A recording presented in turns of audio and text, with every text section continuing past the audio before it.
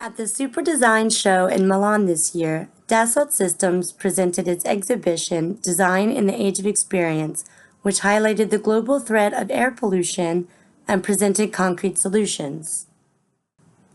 And what we wanted to do is to have the designer, the architect, the artist, to come up with a different design thinking approach, whether it's critical, whether it's poetic, whether it's narrative, to actually give a sense for how we can change life by providing a good design thinking, as well as helping that thinking to be actually enabled by technologies and technology that are now converging with art.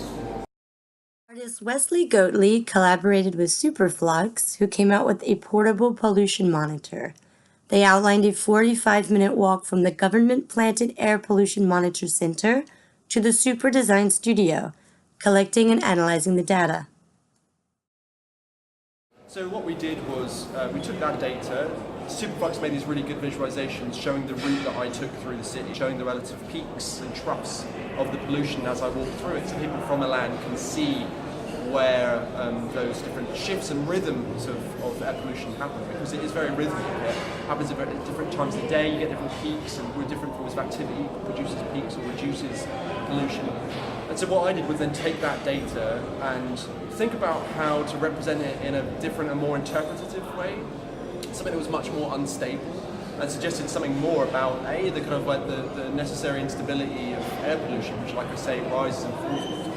Also this instability of data, whereas we might look to the data to tell us what's happening, it can only tell us what's happening exactly at that moment in that place, which expand and contract with the data. So they're very readable as a visualization, but they also kind of defy observation because they shift depending on where you are. You can move in and through them, around them, and you see different facets and elements of it. So in fact, what they're projecting is not the point, it's what's constructed in this process. The visual elements of air pollution is what initiated artist and innovator Daan Roosegaarde to focus his time on finding solutions. Several years ago, he invented the smog-free tower and is now working on a bicycle option which will suck pollution from the air and turn it into clean air. 4 years ago, I was in Beijing looking at my window, and on I think a Saturday, I could see the city, and on a Wednesday, a couple of days later, completely blocked the whole view because of the pollution and smog. It was a very sad but also very interesting experience that pollution became very tactile. And I realized that technology and our desire for progress created side effects that are harming us, that are damaging our human bodies. So I decided to build the largest smog-free vacuum cleaner right there. Just suck it up. And 2-3 years of work, a team of designers and engineers. We've launched them now in China, Netherlands, Poland, Mexico, Colombia, and India will follow.